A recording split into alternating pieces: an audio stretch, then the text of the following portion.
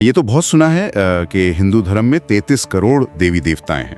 कि संस्कृत में कोटि शब्द का एक मतलब करोड़ तो है। हाँ, वो तो है। पर उसका एक और मतलब भी है जो शायद यहाँ ज्यादा सही बैठता है, और वो है प्रकार या श्रेणी। प्रकार? ओहो जी, तो ये असल में 33 करोड़ देवताओं की गिनती नहीं है, बल्कि 33 प्रकार के देवता या कह लें कि दिव्य शक्तियों की श्रेणियों का जिक्र है। फहमी दूर करती है। तो फिर ये 33 प्रकार कौन से हैं? इन 33 प्रकारों का ब्यौरा है। सबसे पहले आते हैं 8 वसु। 8 वसु? हाँ, इन्हें प्रकृति के जो मूल तत्व है ना, वो माना गया है।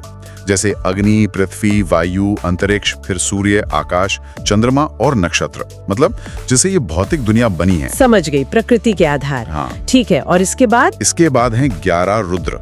अब इन्हें अक्सर जीवन और हमारे शरीर को चलाने वाली शक्तियों से जोड़ा जाता है। अच्छा। हाँ, इस जानकारी के हिसाब से इनमें 5 प्राण हैं जो जीवन ऊर्जा के अलग अलग रूप हैं, जैसे प्राण, अपान वगैरह। फिर कर्मों से जुड़ी 5 सूक्ष्म देवीय शक्तियां हैं, और 11वां है स्वयं जीवात्मा, यानी हमारी आत्मा। ओहो, तो ये जीवन और चेतना वाली शक्तियां हो गई। हाँ। और कौन है? फिर आते हैं 12 आदित्य।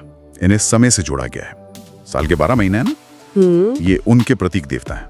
12 महीने यानी समय का चक्र। जी बिल्कुल, समय का चक्र और उसका जो असर है वो दर्शाते हैं। तो प्रकृति हो गई, जीवन शक्ति हो गई, समय भी हो गया। ये तो मतलब ब्रह्मांड के बहुत बड़े हिस्से कवर हो गए। हाँ, करीब करीब सब कुछ।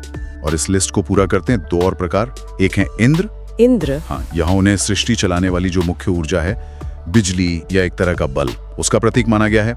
और दूसरे हैं प्रजापति। प्रजापति? जिन्हें सृष्टि का जो निरंतर यज्ञ चलता रहता है ना, मतलब सृजन और पालन पोषण की प्रक्रिया, उसका प्रतीक बताया गया है। अच्छा। तो अगर आप गिने 8 Vasu plus 11 Rudra plus 12 Aditya plus 1 Indra plus 1 Prajapati, हो गए पूरे 33 प्रकार। वाह, मतलब ये वर्गीकरण तो बड़ा गहरा है। ये सिर्फ एक लिस्ट नहीं लग रही है, तो जैसे दुनिया को देखने का एक पूरा ढांचा है ना? एक अलग ही नजरिया। बिल्कुल सही कहा आपने।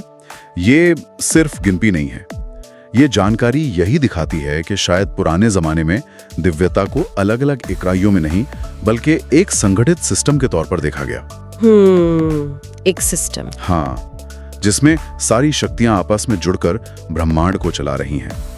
ये सृष्टि के अलग अलग पहलू, तत्व, जीवन, समय, ऊर्जा, सृजन, इन सबको एक ही व्यवस्था में देखने की कोशिश है। तो अगर हम सार निकालें तो बात यह है कि इस स्रोत के मुताबिक 33 कोटि देवता का मतलब 33 करोड़ अलग अलग भगवान नहीं, बल्कि 33 प्रकार की दिव्य शक्तियां या श्रेणियां हैं, जिनमें प्रकृति, जीवन, समय और दूसरे ब्रह्मांडीय सिद्धांत शामिल हैं।